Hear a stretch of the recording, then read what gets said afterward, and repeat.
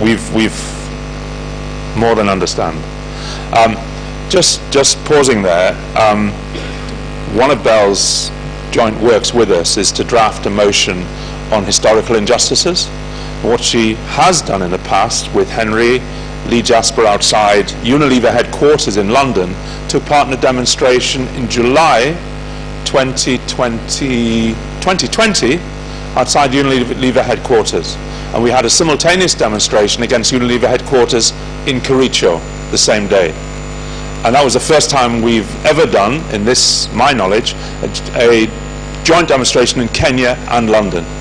And what Bell found with others, that not only had Unilever stolen 200,000 acres of land in Kericho, but they had the audacity, where Bell was demonstrating, to have pictures of naked African tea workers, something that's never been seen. Bell, back to you. Thank you very much, and my apologies. So it is important that we recognise that we must do something, because if we fail to do something in the form of repair, as far as I'm concerned, it's a continuation of the crimes that have been committed. And this is one of the reasons why I am proud to chair the all-party parliamentary group on African reparations in the UK's Parliament. We are a cross-party caucus of members of Parliament who are calling specifically for policy on reparations in the United Kingdom. And it's key that we're calling from it in the United Kingdom is because our country was known as the mother of empire. And I continue to argue that the focus needs to be on the root of the word repair. It is as much about repairing global power structures and moral and social equity as it is about the idea of financial compensation. One argument that I come up with constantly is that I and all of you, I believe, should be grateful. We should be grateful because colonization brought civilization and democracy to Africans. We should be grateful that the UK abolished the slave trade, and that the UK should be praised for its moral obligation and anything and those things that it's done since. And anybody who suggests, firstly, that the abolition of slavery was purely a moral consideration should come up with a very good answer as to why we compensated slave owners not enslaved. Because when slavery was abolished, the UK took out a loan the equivalent of £300 billion today to pay slave owners. And we, our country, only finished paying off that loan in 2015. That means for decades, the descendants of the enslaved, indentured and colonised paid towards the wealth of those who enslaved their ancestors. This means that I paid towards it. And not only have our governments that is established it is possible to pay reparations, albeit by paying it to the oppressors, they have established that the funds actually exist in our recent present. So to deny the need for reparations because the crimes of humanity we were referring to were a long time ago, to deny the wealth that has been quite clearly amassed and a very, very real experience of those of African descent, those for whom impoverishment and racism continue to exist. Without biological meaning, a human invented classification system instituted and enforced primarily for the justification of capitalist exploitation and the owning of society is one that for some reason we refuse to inherit liability.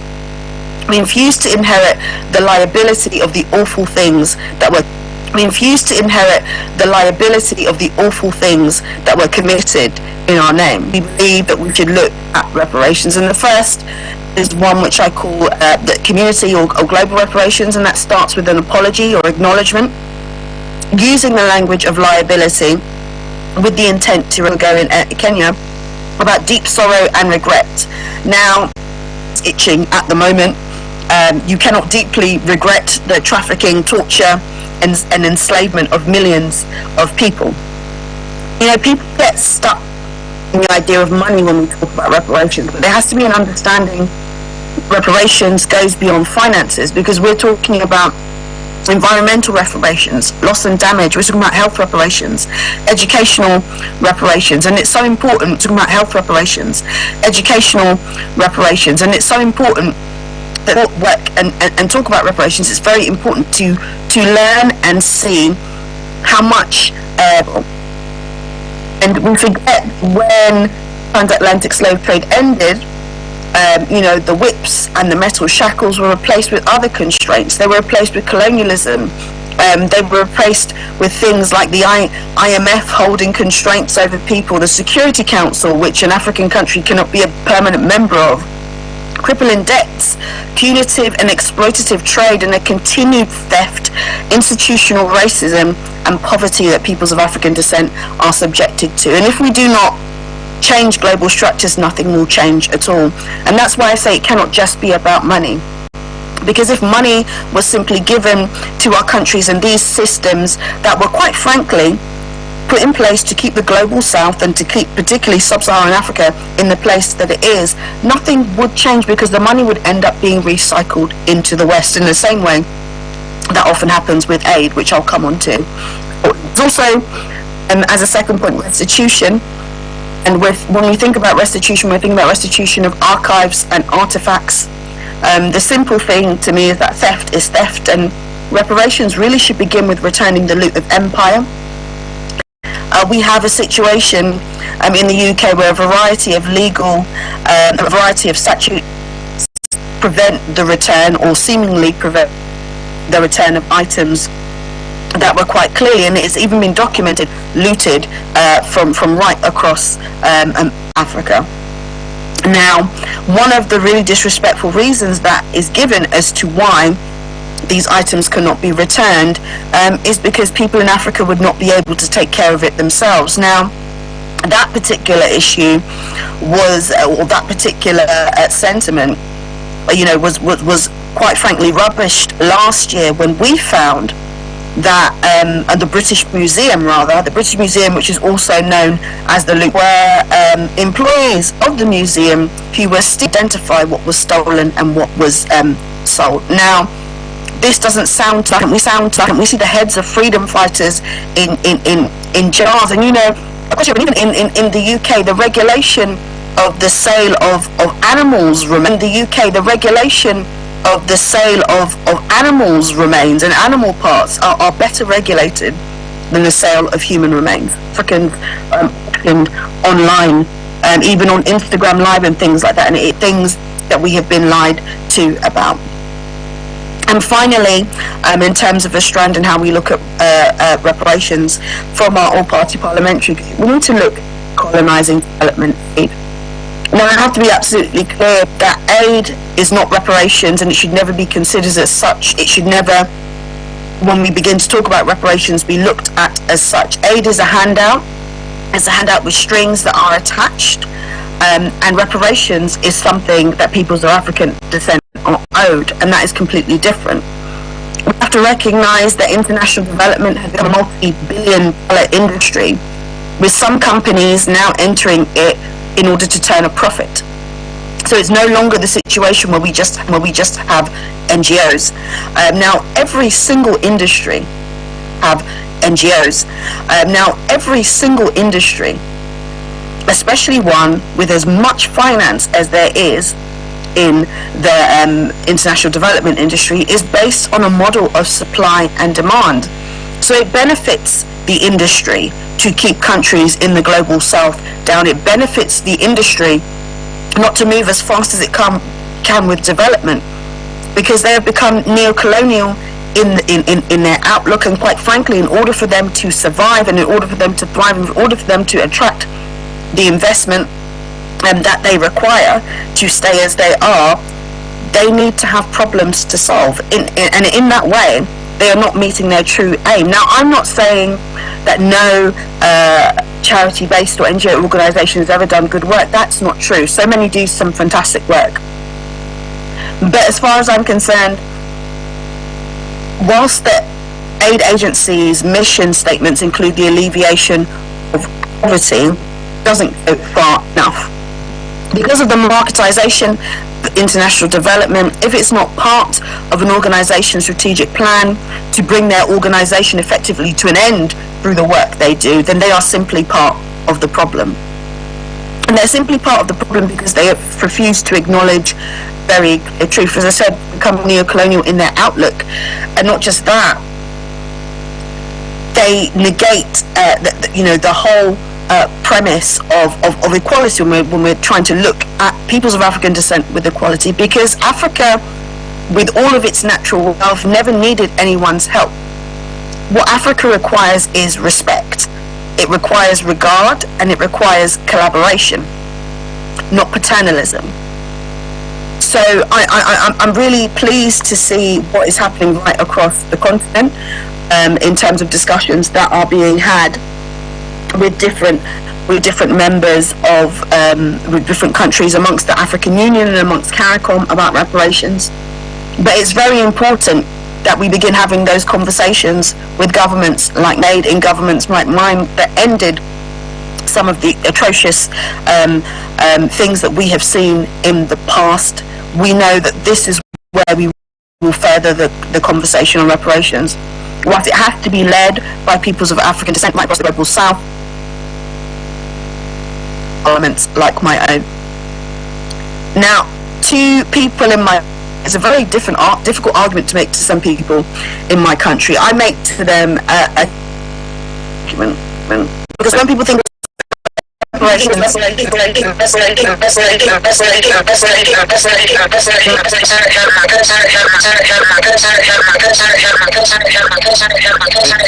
we've lost. Sorry, is that okay now? Okay, it's okay. We've got about 3 minutes, Belle. Sorry. Yeah, so when people think about reparation, about the bigger picture, they don't think about the long term. And the long term is this: power structuring. We have nationalism sweeping across Europe, but let's be clear, other countries have its own nationalists. And scramble for Africa, and now European countries themselves have to engage in own scramble for friends. Now we have to know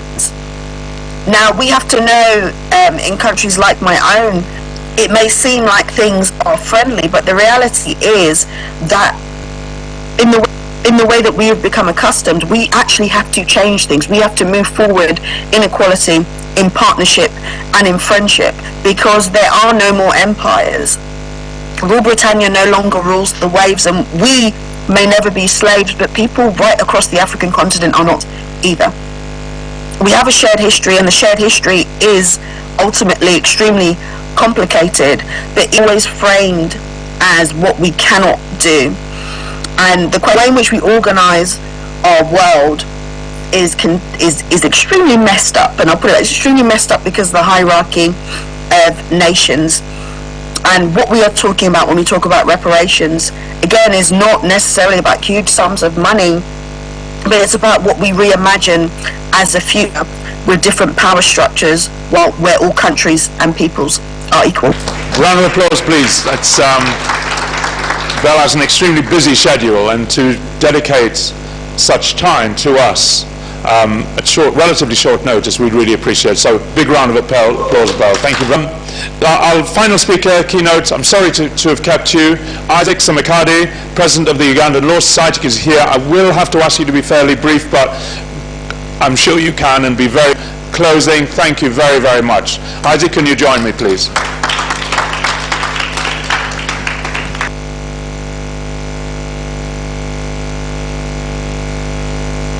Pose, magic stick, and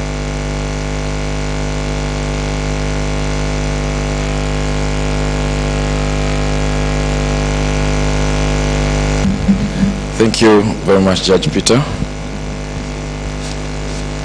Comrades, distinguished delegates, esteemed guests, and fellow advocates of justice, as we conclude this momentous gathering, I am reminded that our strength lies in our collective but diverse backgrounds and our different legal systems.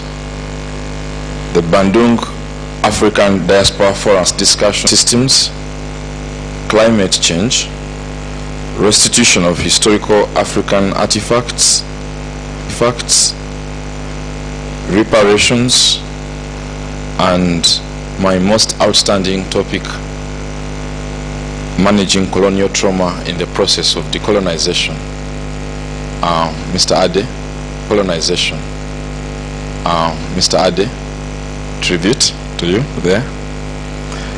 We have also especially opportunities for diaspora investments and entrepreneurship in Africa, especially our part of the continent, East Africa.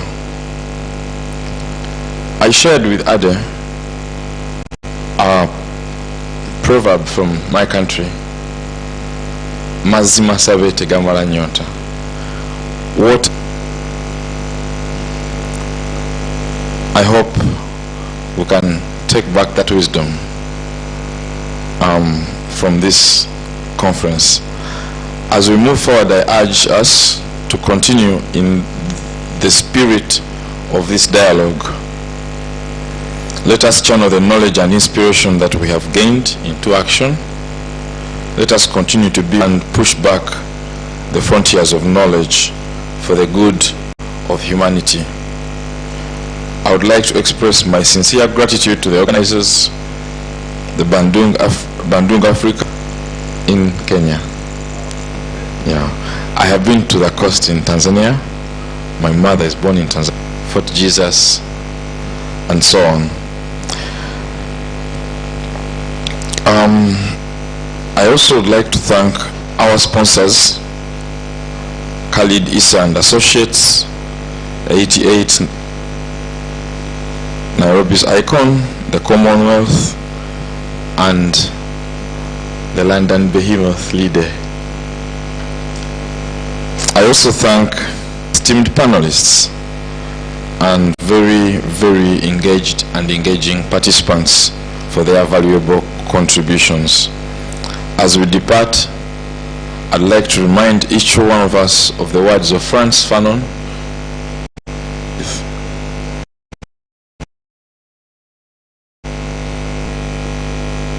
Against injustice, to fight for human rights, and to uplift Africa and the people of African descent. I thank you all, and let us continue. I thank you all, and let us continue to work together for a better future. Thank you.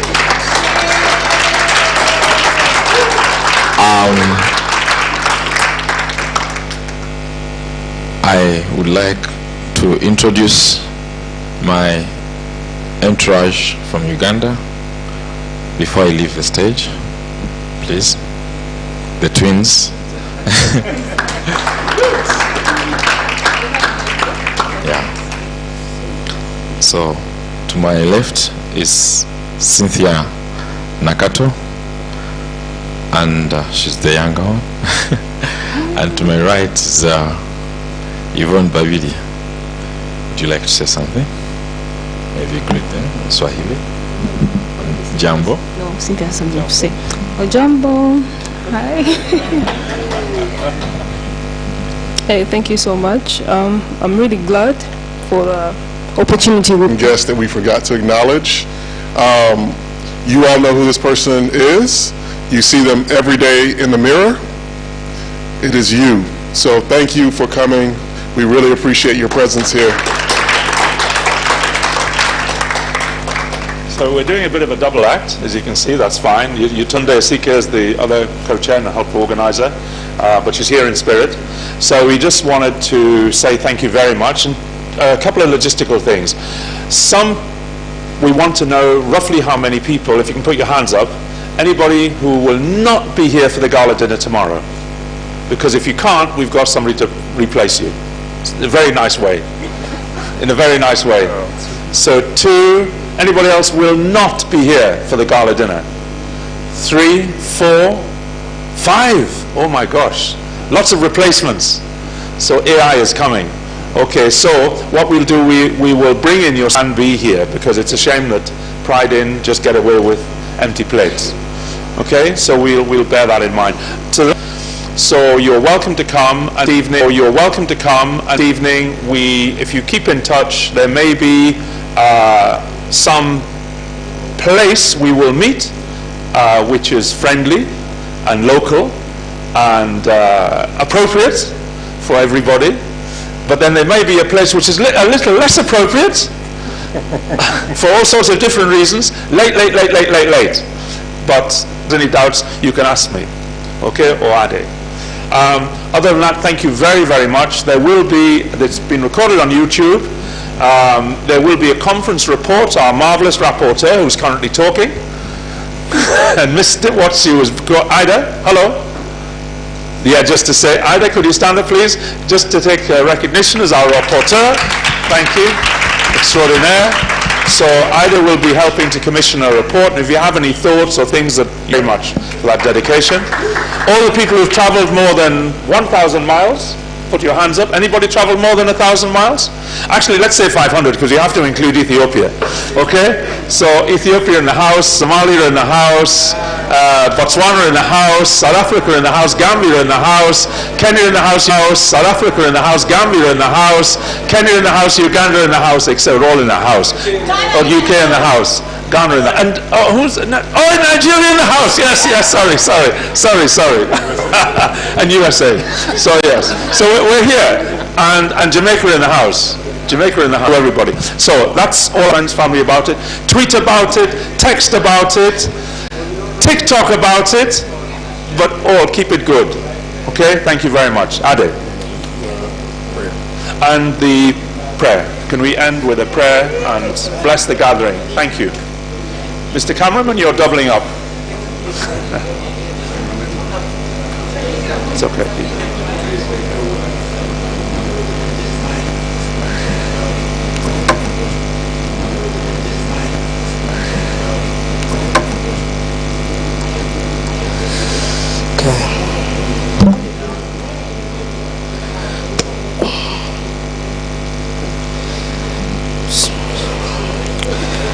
بسم الله الرحمن الرحيم الحمد لله رب العالمين الرحمن الرحيم مالك يوم الدين إياك نعبد وإياك نستعين اهدنا الصراط المستقيم مالك يوم الدين إياك نعبد وإياك نستعين اهدنا الصراط المستقيم صراط الذين أنعمت عليهم غير المغضوب عليهم ولا الضالين آمين. Thank you. Thank you very much. Oh, and before we forget, can we please have everybody up here, standing in front of the banner, to do a photograph? Because please, we've forgotten to take as many photographs as we should. So please, we have a marvelous photographer. We've got iPhones, Samsungs, Galaxies, everything. Come, bring them.